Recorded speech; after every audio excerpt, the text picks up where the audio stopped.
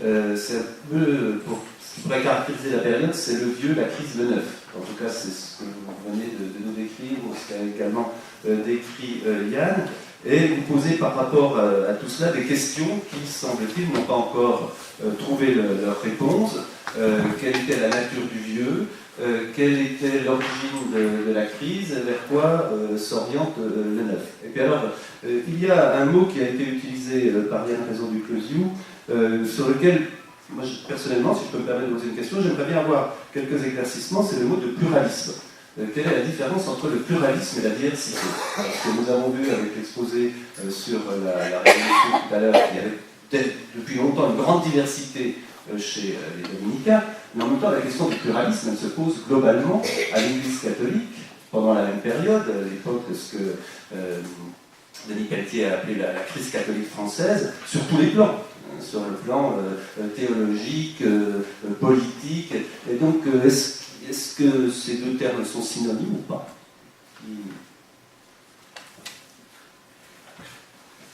Je vois que vous me tendez le micro, je vais essayer de répondre, c'est pas facile du tout.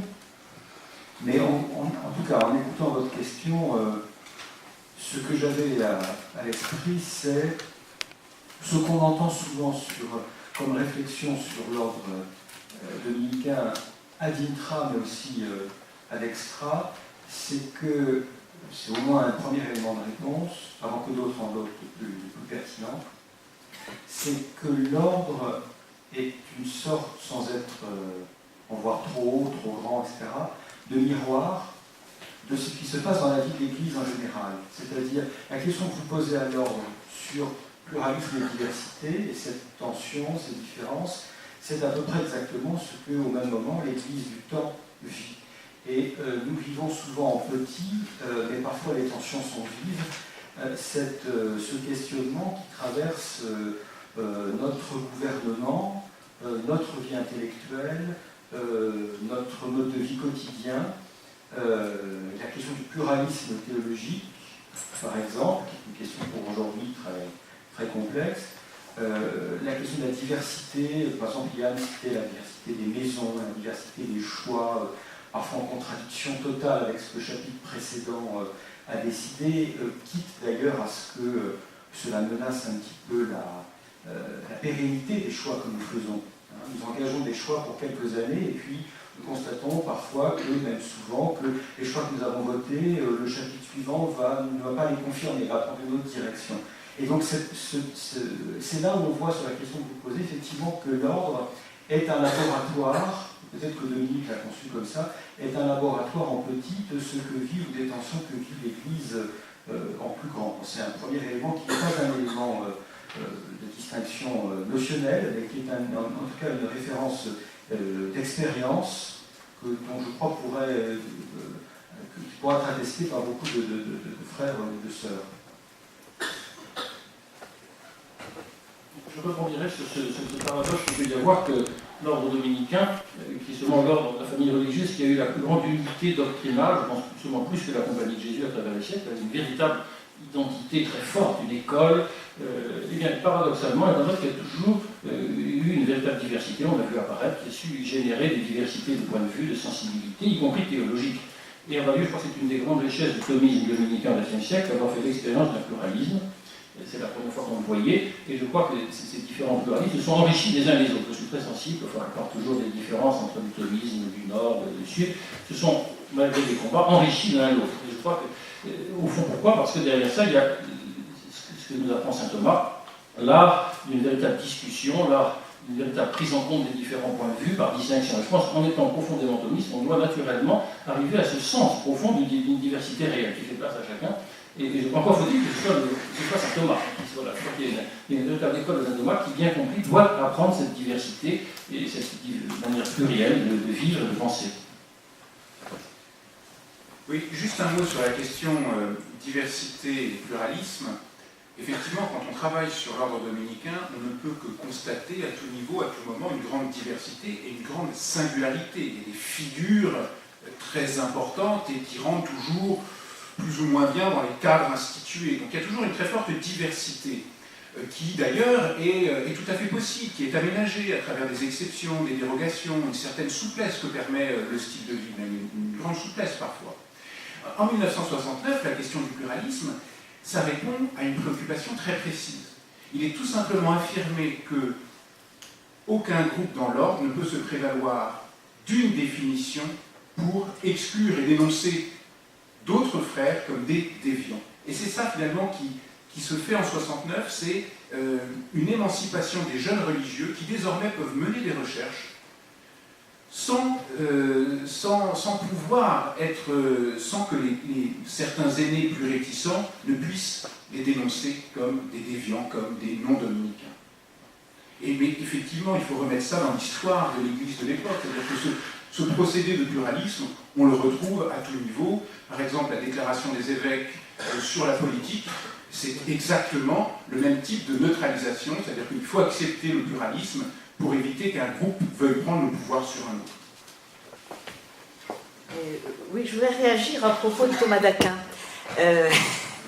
Parce que j'ai été formée à l'école du Père Bataillon, et donc j'ai pas mal fréquenté la commission léonine, et il me semble que l'une des découvertes très fortes, en tout cas dans les milieux universitaires, sur la personnalité de Thomas d'Aquin, c'est précisément que le portrait qu'on nous en a laissé est peut-être un peu déformé, notamment par le thomisme. Et que revenir à ce qu'a été la production et la démarche intellectuelle de Thomas d'Aquin rétablit des équilibres, et je pense aux commentaires bibliques en particulier, puisqu'on évoquait ce ressourcement dans la Bible, c'est quand même l'œuvre majeure de Thomas d'Aquin, ce sont ses commentaires bibliques, simplement on ne les a pas assez étudiés. La Catena Aurea, c'est lui, c'est-à-dire la connaissance des pères, etc. Et la liturgie, c'est aussi lui, parce que la dévotion à l'Eucharistie, la fête Dieu, enfin tout ça. Donc je pense quand même que parmi les éléments dont il est bon de rappeler la réalité historique au moment où elle existe, crée une complexité de la personne, et je crois que Thomas d'Aquin ne doit pas être très heureux de ce que le thomisme a quelquefois fabriqué de lui. Et par ailleurs, je voudrais dire aussi que dans la recherche que j'ai menée pour présenter un petit peu ce panorama de la pastorale à travers la prédication, je n'avais jamais été aussi sensible au fait que Dominique, en 1215, décide deux choses. Il engage une prédication diocésaine avec l'appui de l'évêque, et il va suivre des cours à l'école cathédrale. Et je crois que ça, c'est quand même aussi quelque chose qui me fait dire, certes, il peut y avoir des tensions entre vie intellectuelle et entre engagement pastoral, mais il me semble que ce qui fait la singularité du mouvement dominicain dans ses débuts, après, évidemment, on évolue tout. Je ne peux pas du tout défendre cela comme un impératif catégorique, mais je pense quand même qu'il y a une intuition très forte là, et qu'il faut lutter contre cette tendance de faire des catégories. Il y a d'un côté la théologie ou la vie intellectuelle de l'autre la pastorale. Je pense que l'intuition dominicaine est précisément pardonnez-moi la métaphore féminine, de tricoter les deux. Voilà.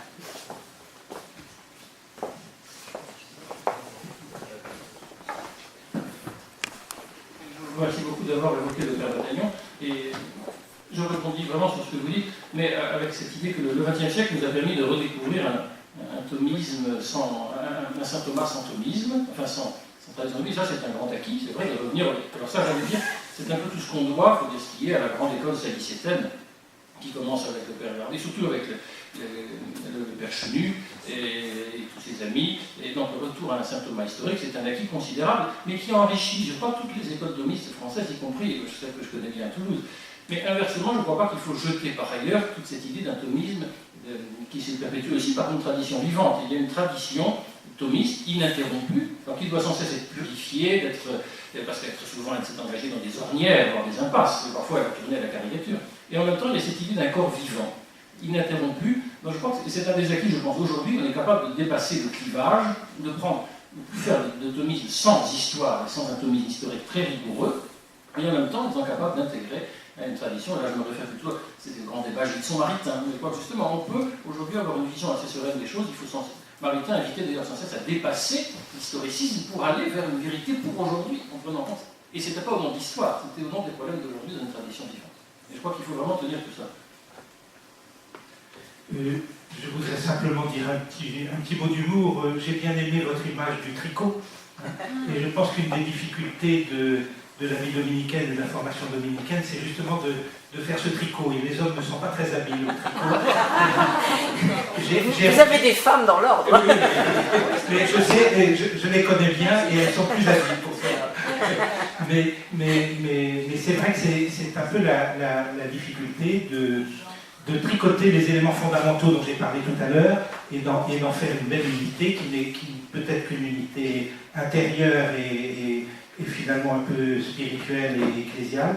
Et c'est aussi une difficulté de tricoter des personnalités souvent assez singulières, assez diverses et assez trempées. Voilà. Nous allons prendre les deux questions pour éviter les allers-retours. Alors les dominicains de France ont eu des rapports avec les dominicains francophones principalement hors de France. Ma question est la suivante. Jusqu'où ces rapports ont été interactifs, sinon transactionnels, au sens qu'ils ont eu des incidences sur la vie même des dominicains en France?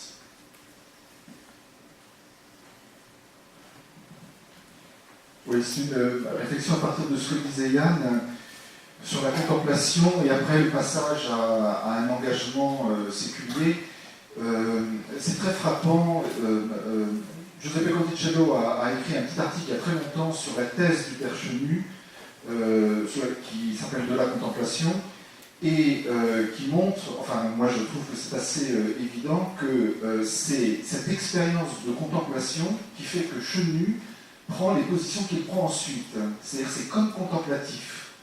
Et j'ai été frappé dans l'article d'Étienne Fouillou sur le procès romain contre Chenu, qu'en fait ce que l'on reproche à Chenu, c'est la question de l'expérience. Mais c'est quoi cette expérience?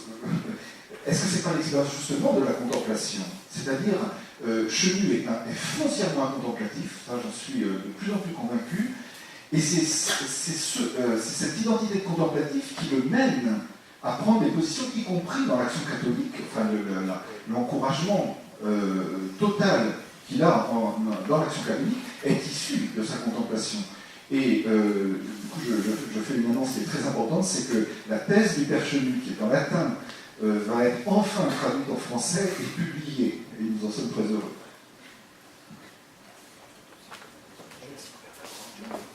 Elle est sur quel sujet, la thèse? La contemplation. Ah, Alors, qui veut répondre sur le caractère international? Alors, sur le caractère international, peut-être une réponse aussi fondée sur une expérience limitée, mais par exemple, dans la province de France, l'importance des vicariats, donc des missions, mettons, à l'étranger, on l'a vu également dans un des exposés pendant le colloque, l'importance des vicariats, des missions, etc., le poids des frères étrangers dans une province, comme la province de France, fait que nécessairement les frères français sont confrontés à un métissage et à des rencontres permanentes. Donc la structure même et le rayonnement des provinces sous la forme des vicariats, pour ne parler que de cela, permet déjà une interactivité qui est consubstantielle au fonctionnement organique d'une province dominicaine. Que ce soit l'Europe, soit la province de France, que ce soit l'Europe du Nord, les vicariats du monde arabe ou l'Afrique qui s'est autonomisée, etc. Voilà, donc ce métissage, il est spontané et il est dans la vie d'un frère et tout au long de sa vie plutôt naturel. Au moins un premier élément de réponse. Une réaction sur contemplation et engagement? Je pense que pour comprendre ce qui se passe dans les années 50, 60, 70, il ne faut pas partir d'une conception trop datée de la contemplation. Parce que je crois que cette période-là, ce qui la caractérise, c'est en quelque sorte une migration de la vérité. Une migration de la vérité religieuse, entre autres justifiée par une spiritualité christocentrique. Ce qui fait que chez certains frères dominicains qui quittent le couvent, pour rejoindre des petites communautés, pour aller travailler. C'est absolument pas pour eux une rupture avec la vie contemplative. C'est au contraire une forme de restauration de la vie contemplative. Parce qu'ils considèrent que engagés dans un travail, engagés dans une lutte, dans un combat social pour la justice, leur lecture de l'Évangile, ensuite, est stimulée et beaucoup plus en vérité, enfin, dans une plus profonde vérité que quand ils sont dans le couvent. Donc il y a une espèce de déplacement de la contemplation, ce qui fait que la fidélité, du coup, qu'est-ce qu'être fidèle? Eh bien, ça bouge. Mais effectivement, il ne faut pas opposer contemplation et engagement, parce qu'à cette époque-là, ça se recombine, à mon sens.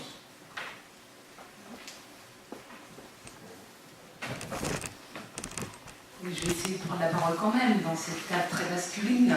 Il me semble que sur cette question de contemplation et engagement, les sœurs ont quelque chose à dire. Les sœurs ont fait de la théologie après Vatican II, ce qui n'allait pas de soi du tout avant.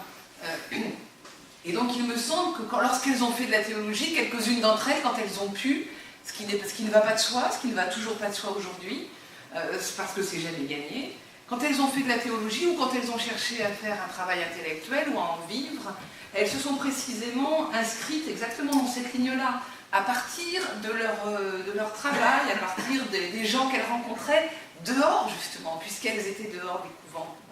Et je pense qu'une manière de faire de la théologie à partir de l'extérieur a quelque chose à apprendre aux frères. Et c'est toujours important de le redire. Merci. Madame, au deuxième rang, vous le souhaitez.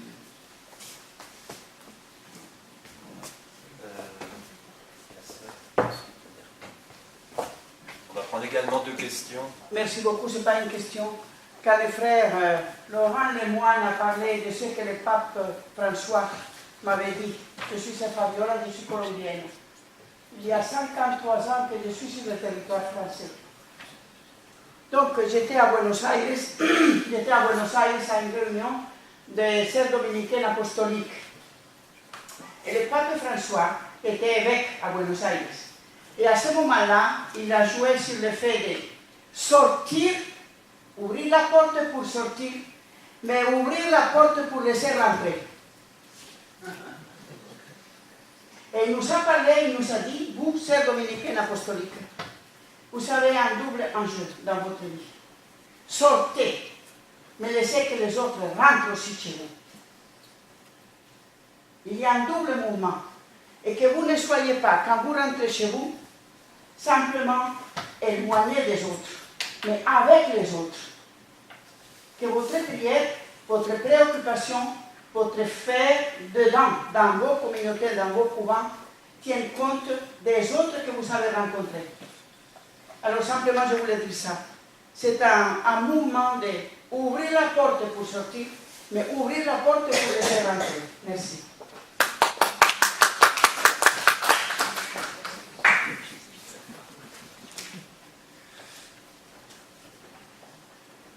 Il me semble que la famille dominicaine, ce sont les frères, les sœurs et aussi les laïcs. Où est-ce qu'ils sont, où est-ce qu'ils étaient et où est-ce qu'ils vont être dans la famille dominicaine. Ce sont les perspectives.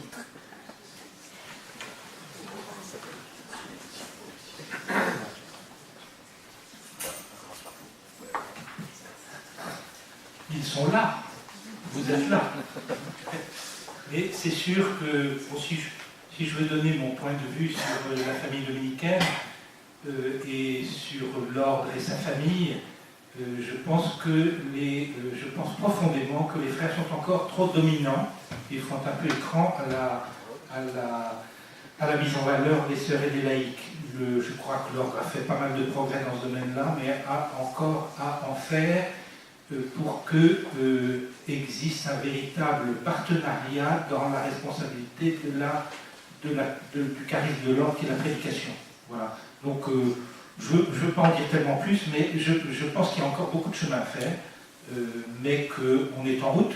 Hein, voilà, je pense que le maître de l'ordre peut aussi dire comment il voit les choses d'une manière plus large que ma vision, déjà un peu datée dans mes responsabilités et pas encore très international, pas tout à fait international. Mais est-ce que cette question de l'association des laïcs, elle était présente lors de la fondation des communautés que vous avez évoquée début des années 70? Ou est-ce que ça passe au second plan? Dans les communautés de base, dans ce qu'on appelle les petites équipes, il y avait vraiment une volonté de déclergifier l'Église et donc de recomposer à partir d'une pratique définie ensemble, très large, une nouvelle Église. On est aussi vraiment dans les années 70, il y a ce mythe de la base, il y a aussi avec cette démarche, on pourrait faire un parallèle avec l'itinéraire des Mao qui s'établissent, mais en tout cas, oui, ce sont des communautés qui se veulent inclusives et tout à fait ouvertes aux laïcs et même aux non-croyants. Il y avait quelque chose d'utopique de tester à cette époque-là. Il y a eu au moins 2 expériences de communautés dominicaines, de frères qui se sont ouverts à la présence de laïcs, célibataires ou de couples et de sœurs. C'est les communautés de la Tourette, l'Arbrelle, et la communauté de Froidmont en Belgique. Comment ? Et le Val-Martel, oui, en effet. Et le Val-Martel, donc ça fait au moins 3 expériences, mais qui au bout d'un certain nombre d'années ont périclité en quelque sorte, sur la pression de frères dominicains de plus jeune génération, mais aussi sur le vieillissement de ceux qui avaient vécu cette expérience à Froidmont, à la Tourette et au Val-Martel. André Boucher nous a rejoint, donc je vais lui passer la parole. Mais une dernière question, avant que je lui passe le micro. Une dernière question. Voilà.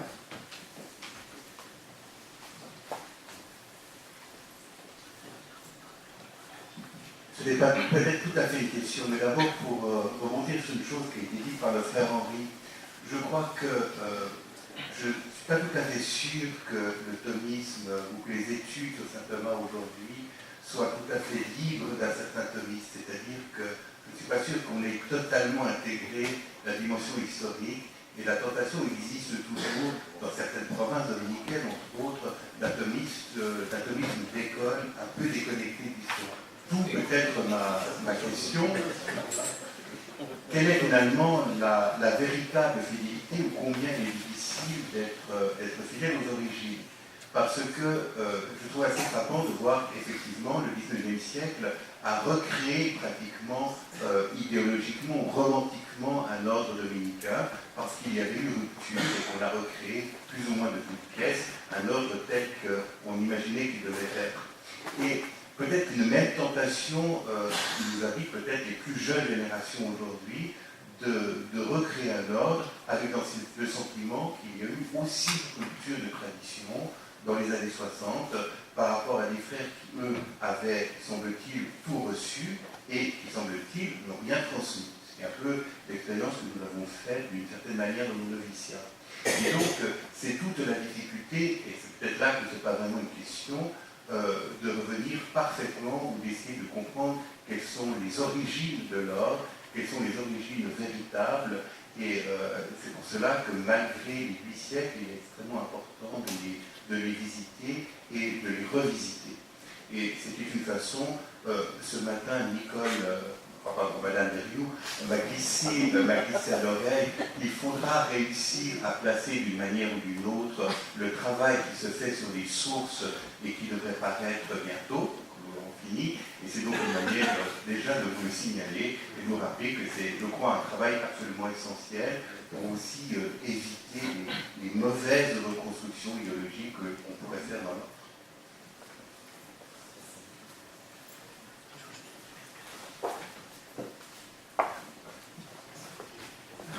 C'est pour rebondir, pour rebondir sur l'invitation implicite du frère Éric à propos des laïcs de l'ordre et sortir du seul paysage français. Ce qui me semble aujourd'hui, c'est que dans la réalité des laïcs dominicains, il y a un renouveau et que je signalerai de la manière suivante. Il y a les laïcs dominicains dont la détermination des orientations serait faite par des sœurs ou par des frères. Et puis il y a, grâce à Dieu, je pense à une communauté au Cameroun, des communautés au Vietnam, un certain laïc en Chine, des laïcs en Californie. Il y a, grâce à Dieu, l'émergence d'initiatives de fraternités laïques dominicaines qui prennent leur place dans la vie de l'Église, dans la prédication de l'ordre, sans être immédiatement centrés sur des frères ou des sœurs. Alors, c'est à mon avis intéressant à plusieurs titres. D'abord parce que je pense que ça signale quelque chose de très important pour le futur très proche de la vie de l'Église et de sa prédication. Le renouveau de l'évangélisation de l'Église va probablement se faire principalement par ce type d'initiative. Deuxièmement, ça signale que, en effet, les frères, en tout cas pour les frères que nous connaissons mieux que les sœurs, sur lesquels nous pouvons davantage nous exprimer, les frères ont de fait cette tendance à penser que même quand on veut ouvrir l'Église aux laïcs, il appartient quand même aux religieux et aux prêtres de décider de quelle manière et quand et comment, de façon ouverte et avec une ouverture à ceux qui sont moins croyants, à ceux qui sont... Mais c'est encore une détermination de notre part. Or, dans les lieux que je citais, cette détermination n'existe pas. Et je constate que ça n'est pas si facile de maintenir l'unité de l'ensemble lorsque l'initiative ne vient pas, pour le dire de façon un peu trop caricaturale, lorsque l'initiative ne vient pas du pôle clérical ou cléricalisé. Cléricalisé serait plus juste. Et ceci me semble très intéressant pour le futur, parce que probablement la dynamique de l'Église, au-delà de notre ordre, va passer par là, et du coup, le futur de l'ordre au service de l'Église va devoir se laisser interroger par cette réalité.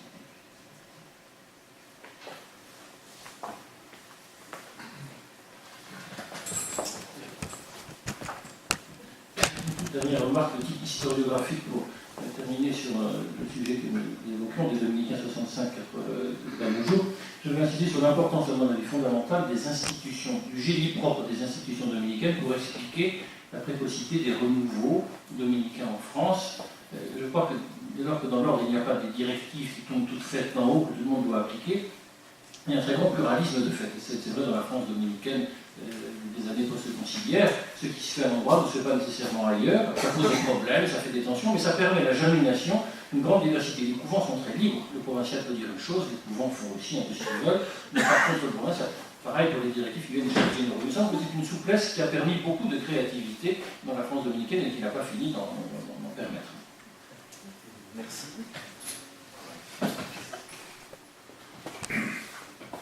Bien, je ne voudrais pas jouer le rôle qu'on a évoqué tout à l'heure du Terminator, celui qui met fin au débat de façon autoritaire.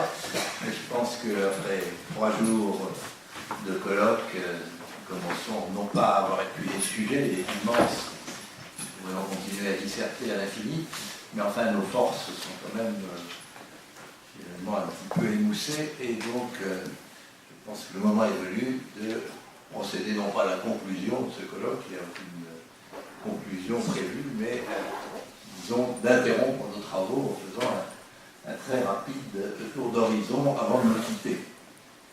Je voudrais d'abord rappeler que ce colloque a été organisé d'un commun accord et en collaboration entre les dominicains des provinces de France et de Toulouse et un groupe universitaire engagé dans l'histoire de la vie religieuse, et me réjouir que cette collaboration ait bien fonctionné.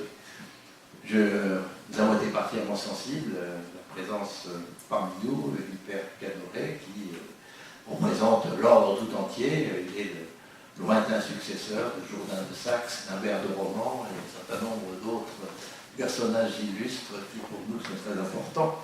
Et donc, nous sommes heureux et honorés qu'il ait pu participer à nos travaux. Alors, je pense que je voudrais d'abord rendre hommage aux orateurs, grâce grâce auquel ce colloque a été extrêmement nourri, orateurs et oratrices, hommes et femmes, jeunes et moins jeunes. C'est grâce à eux que nous avons pu, pendant 3 jours, sans, je crois, nous ennuyer, approfondir énormément la connaissance, la compréhension que nous pouvions avoir de l'histoire dominicaine. Et je pense que, sans vouloir nous encenser, nous couvrir de fleurs, mais d'après des échos que j'ai recueillis dans le couloir ou à l'occasion des déjeuners, je crois qu'on peut dire que ce colloque n'est pas trop mal